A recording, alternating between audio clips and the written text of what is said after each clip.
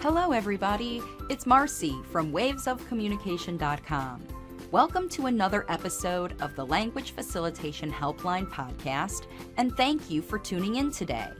Every action you take to help the late talkers in your life is important, that the fastest results come when you enjoy the process of language facilitation.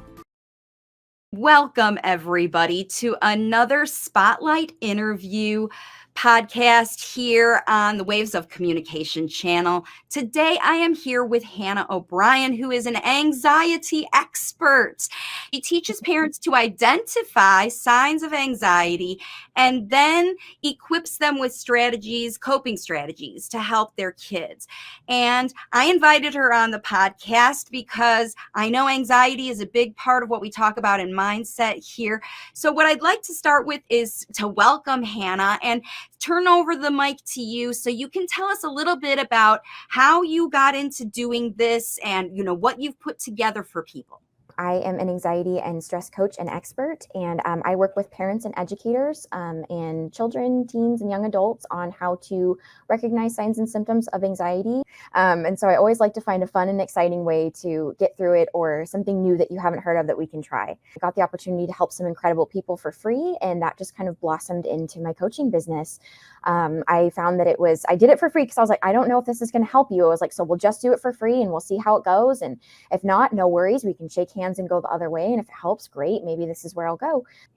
Yeah, well, I love everything you just said because it resonates perfectly with what we talk about here on the Waves of Communication channel, equipping parents to ride through all of what we call the waves, the ups and downs of life and life with a child who is late talking.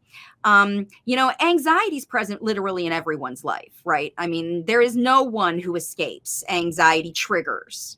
Now, it's always how we deal with them. That's what we talk about on the channel. When you're triggered, realizing what that is and what that looks like and how to move through it. And what I am so excited to have you here is because I think that, parents are understanding their own anxiety, right? I think it's easier, obviously, to see that. But then you've got a child who's not using spoken language. They're using behavior to communicate. And I talk about anxiety being a primary blockage. What I'd like to know your opinion about, feedback about as an anxiety expert, is this idea of the anxiety in the child who's nonverbal, and they're obviously showing it with behavior. And that behavior can be meltdowns and aggression, and, it could be, or it could be complete withdrawal, right? And isolation, both ends of this spectrum. But for me, when I intuitively, observe the circumstances around those behaviors, I always see that there's anxiety at the source of it. And this idea of parents being able to identify the signs of anxiety in their kids, this is what I really want to share. Because because I know my parents need ideas. They need to see, that means anxiety versus that means misbehaving or manipulation or something like that. Can you share with us what some of those signs to identify true anxiety are? Yes, absolutely. I think there's a lot of things that we can look out for generally across the board. But what I always like to remind parents is that anxiety can manifest itself in different ways and can have different symptoms for different people. So it might be a little bit different. But if you have anxiety in your family, or somebody, your mom has it or your grandma has it or you have it yourself, kind of talk to them about it. I really encourage you to start a conversation with your family. How did it start for them? What kind of signs and symptoms did they have? I noticed that in my childhood, my anxiety manifested really similarly to how my dad's did, and he didn't even know his was anxiety. But once we opened that dialogue and started to have that conversation, those important things started to come forward. And now I know that when I have a child, these are some things that I'm going to be starting to look for. Okay, wait a minute. I got to stop you. I got to stop you here. This just hit me as, so you had anxiety. Yes. And your dad had anxiety, but he didn't even realize that it was anxiety No. until they started to talk about your anxiety. Yes. So think about that, moms and dads. It could be that whatever funky feeling you're feeling, because how was your dad interpreting the feelings? Was he calling it stress? What was he calling it? I mean, he had to be He feeling something. Yes, he would call it stress, or he would call it nervousness. He felt nervousness. It would be a tightness in his chest. He also experienced a lot of stomach issues, and mine manifested as stomach issues as well in the beginning. So that was something that was also really connected. And just kind of some of the things I noticed, some of the thoughts that I would have anxiety over, my dad had anxiety over as well. So there was also some certain mental thought cycles that we were sharing as well that I didn't really know about until we talked about until I was older. And Wow. yeah, I just think it's important to kind of talk to your parents because there might be some things that you're missing or not realizing. And when I was little, that stomach stuff, my parents thought it was medical. We went to doctors to go see for the stomach, and it was anxiety. It does tend to manifest in a lot of different ways. It can look like insomnia. It can look like night terrors, which are kind of nocturnal forms of panic attacks. If a child is having recurrent night terrors, not just nightmares, but night terrors, that can definitely be a sign of anxiety. Difficulty concentrating in school can be a really big one, or not doing really well in school. Sometimes checking in with the teachers can be really helpful to kind of see where our kids are at and what's going on, if we're missing something that we're not noticing, or they're not telling us when they're coming home. Constantly worrying. I want to Yes, of stop course. again. I just thought of something with the Yes. last one that you mentioned about anxiety being location specific, Yes. right? So it can be that a parent doesn't see the source of the anxiety in their life. And the source of it is somewhere at the babysitter or the school or the karate lesson or whatever it could be. And that's another reason that you really want to identify when you see these signs, like dig Absolutely. in to find where they're coming from, the true reason. Because it's not like you might, if you're guessing it's medical and it's stomach aches, or you're guessing it's high blood pressure or something like that. I mean, I suppose it can manifest physically as real things, but having a location specific issue, that means you have to really discuss more than what you're feeling in your body. You have to discuss Absolutely. how your interactions with people are in your evaluation of where these things come from. Very good point. Absolutely. I think finding the root of the anxiety can be really important. And I think it can definitely take some work to get there, some leading questions, and just really figuring that out, or noticing behavior. If they're nonverbal and they're unable to verbalize what it is, we can learn so much from watching the children's behavior and from listening to any information that they do give us, and modeling correct behavior. I think that's really important when we're doing coping skills with the children, either modeling the correct coping skill for them, doing it with them, or encouraging to join us when they're ready to begin the coping skill, I think is also super Yeah, let's important. talk. Let's move into that, because I think when we talk about, all right, so you see anxiety, you identify anxiety, and I expect that the more you practice really doing the kind of discussion and analysis and thoughtful contemplation about why are these things happening, and then your try, right? I think the most important thing that you do is, once you realize where it comes from, is you actually take an action, first to cope with or deal with the immediate trigger. And then, because now once you deal with the immediate trigger, then you're in a mindset where you can move forward. Like you said, changing the time you do your breakfast, there's steps in between there, but there's steps in Yes. between, like, yeah, I'll just do it, because your anxiety cripples your ability to do those things. Like, we even stop doing things we know we're supposed to do, because we don't have energy, because we're so anxious, right? So I think the first point is, make sure we identify what, if it's anxiety, what is triggering it. And I like how you kind of looked before, during, and after the moment of Right. the anxiety, to identify where it's coming from and what worked, or maybe what didn't. Like, Right. if I ate and then I got a stomach ache, well, that was a bad choice. And then, you Right. had to try other. But let's talk more about these coping strategies now that everybody knows that anxiety is something that you can work with, of course, but you have to be in control. And identifying is the first step, and identifying what happens around it is the second step. And now the third step is these coping strategies. So now that we know it's here, it's right there blaring us in the face or the gut or wherever it's affecting us, how do we deal with it? Give us some examples of coping strategies that might work with a child that's not communicating very well. Perfect. Absolutely. I think that there's a lot of really great things that we can try. I think incorporating your children's interests is really awesome. If your child likes music, they like dancing or singing, and or if they like the outside, taking a walk outside can be wonderful. Turning on some music. A lot of times, even myself, will have a dance party if I'm feeling really anxious. But I also work with a lot of educators, and a lot of times, if they're having a moment of high anxiety, they'll turn on just some fun music, some upbeat music for a minute, and they'll be like, "Okay, we're going to dance it out. Everybody stop. We're going to dance it out." Really quick. Do your best dance Yeah, moves so for a and few you can minutes. just change the energy, really, because Right. that anxiety energy, like you said, in a classroom can kind of hang around and Right. everybody feels it, especially if you're in a crowd.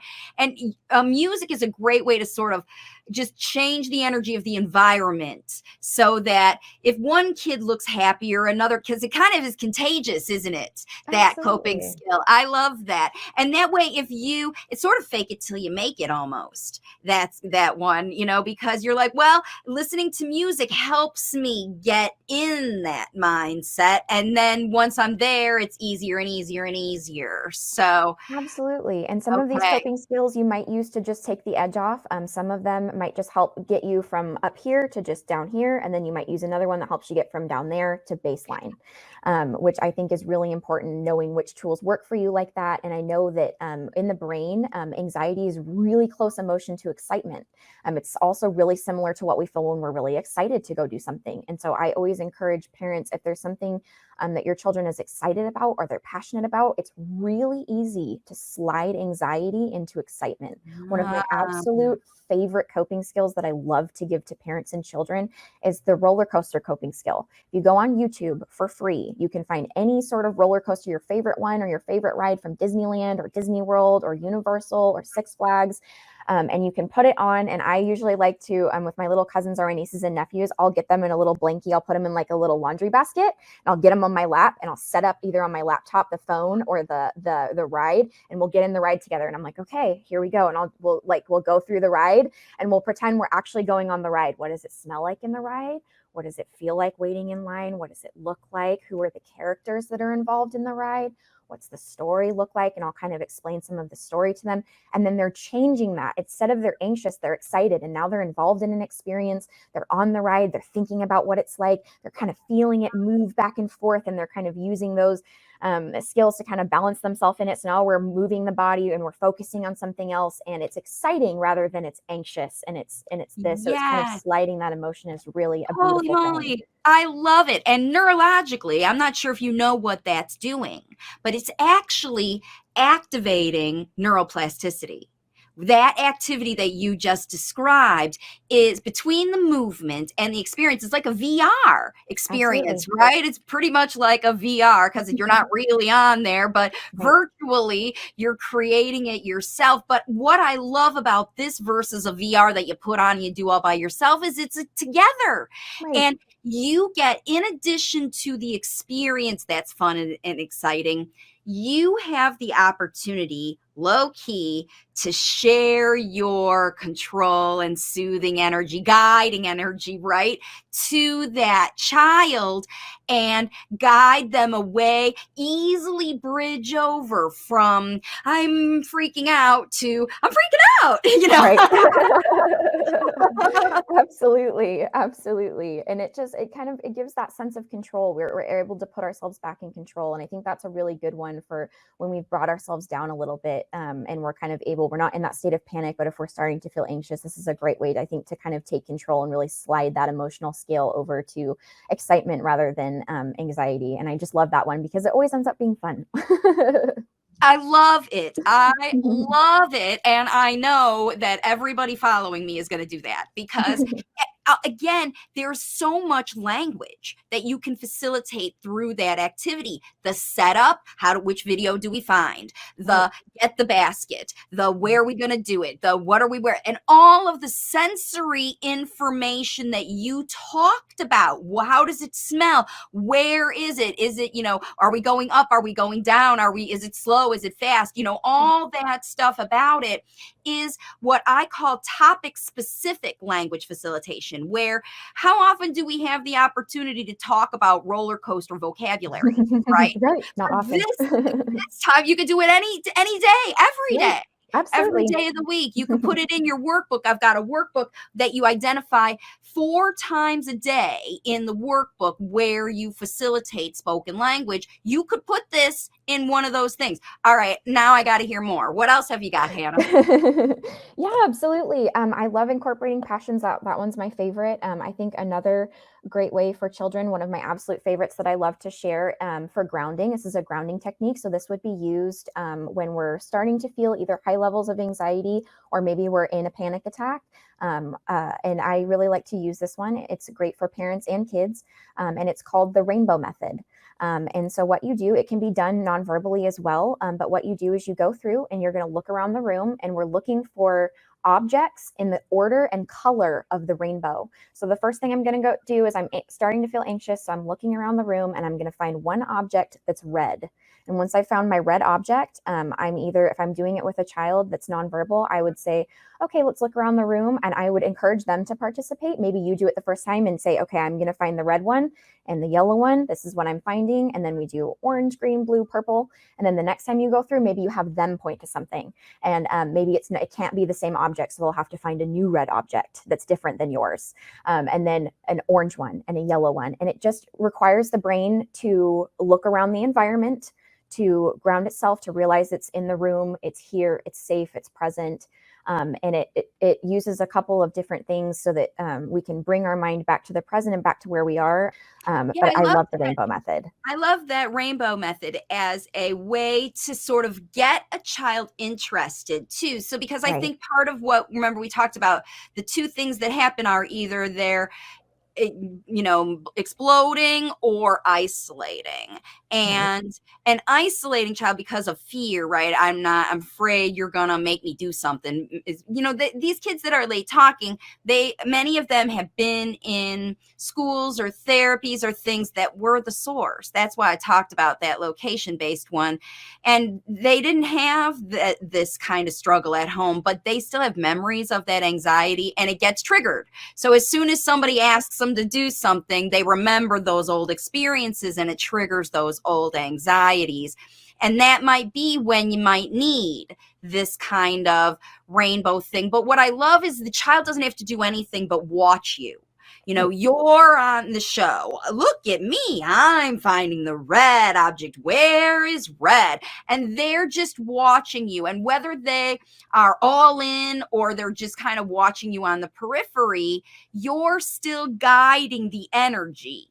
You're guiding the attention away from sitting by yourself worrying about whatever you're worrying about, anxiety, that trigger, Right. into let's focus on something that's fairly interesting. Like you said, even if it's not you're going to find a red thing that the kid likes. Like there's Mickey Mouse's pants, or there's, you know what I Right. mean? Right. Games activate a different part in the brain than anxiety, and anxiety struggles to live in the brain when it's focused on something else as competitive and focused drawing as a game is. So I really like puzzles are really great. Anything that is a task that they have to complete game wise, or if it can be competitive in some sort of way, it really helps because it switches this switch in the brain. The brain's going from, okay, I'm anxious and I'm having all of these thoughts, or maybe it's physical, I'm feeling all of these things. And then when we're tasked with something and we have to do this and complete this, and even with that sense of competition, the brain kind of hits a switch and is like, okay, now I'm focused on this.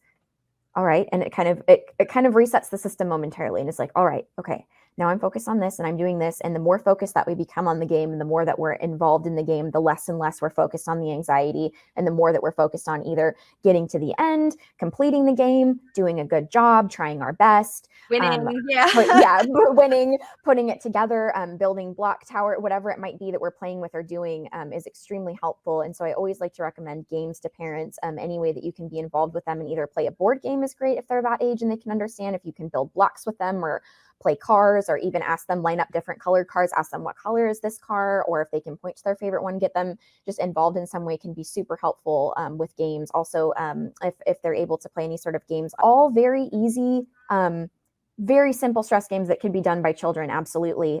They've got like little slime that you could like push your finger around and the slime moves. They've got like this one little game where you can like mow the grass and your finger mows the grass as you go along, and it like does all of it for you. Very relaxing, satisfying tasks that are repetitive and easy to get through, and that help with anxiety.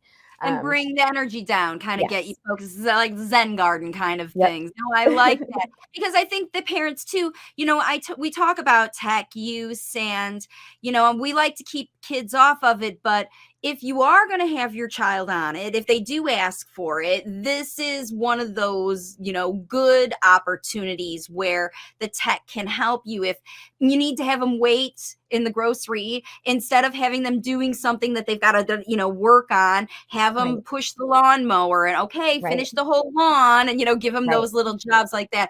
I like that a lot. I like that because then again, their focus is on a task, an activity. And even for the parents I talk about, the idea is with their mindset, if you're stuck in worry or anxiety or whatever, just do one little thing. Like Olaf says, right? The next best thing, right? Yep. Whatever you can do now, taking one little action, but also a break is as good as a change, or a change is as good as a break. So if you Absolutely. can't take a break, maybe just an easier game or a mindless game or something that you Right. don't have to stress about that way you're stressed about that. Or the other thing is, when I've worked with games as far as educational programs, like I used to work with a program called Fast Forward that facilitated auditory processing.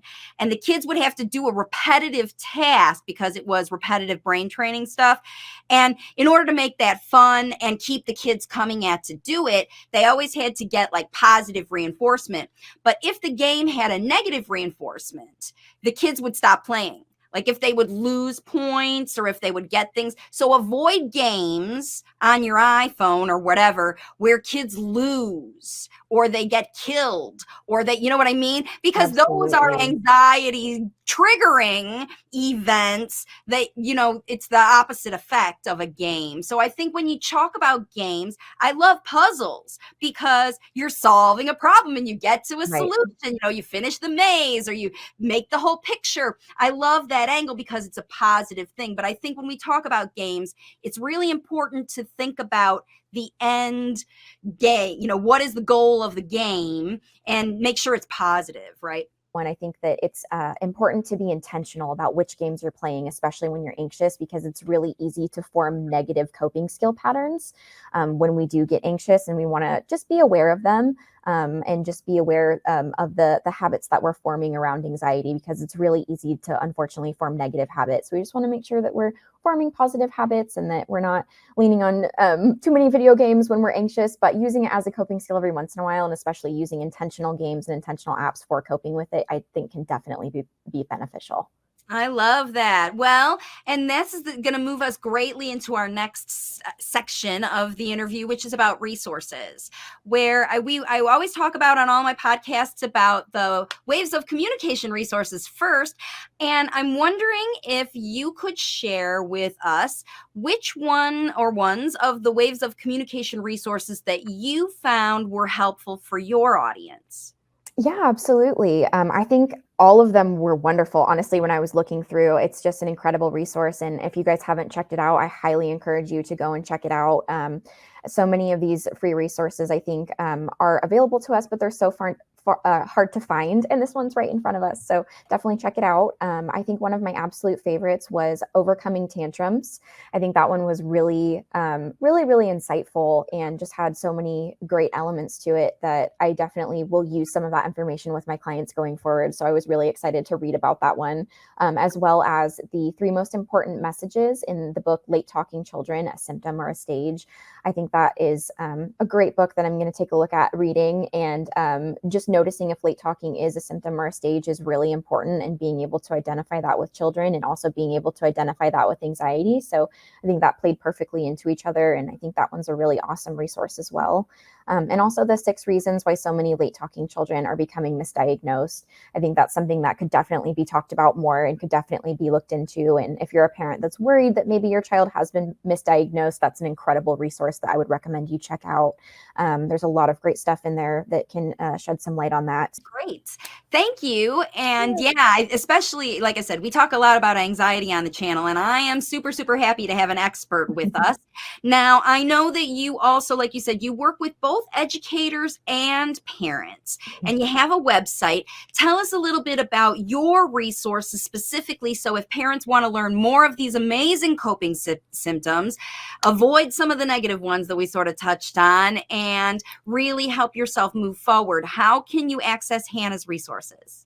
Yes, absolutely. So you can go to hannah-o'brien.com, and that's HANNAHOBRIEN.com.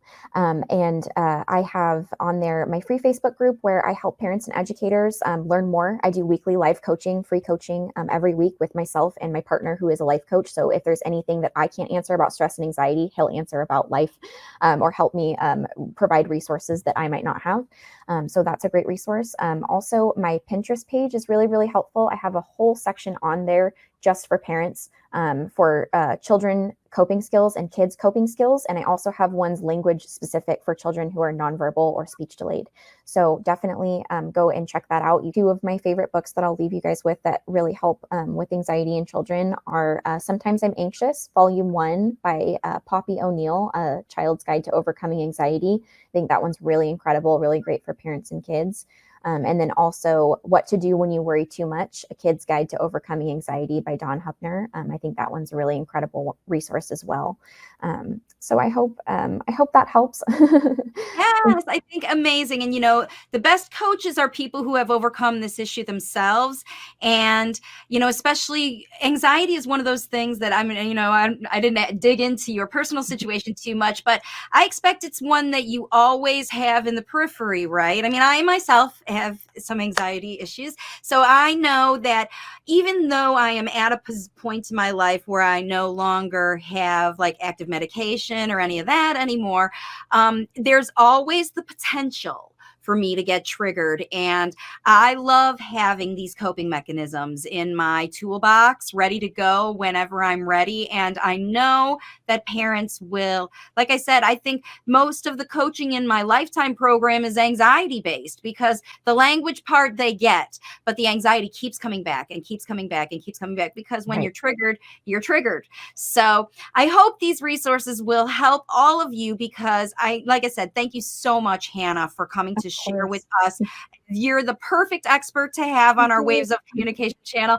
Thank you again so much for joining us. And everybody, there's many resources for you to choose from. Now is your opportunity to go take action. Check out these books. Check out the articles, check out videos on my channel, check out Hannah's website and subscribe, join her Facebook group because she's writing her own book coming up next year and podcasts and stuff coming out.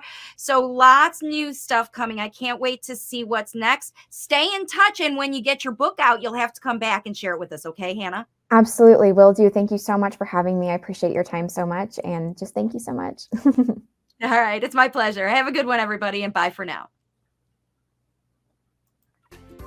Thanks for tuning in today. With a whole range of Waves of Communication resources, from free content to customized coaching, you now have access to everything you need to elevate spoken language to infinite success.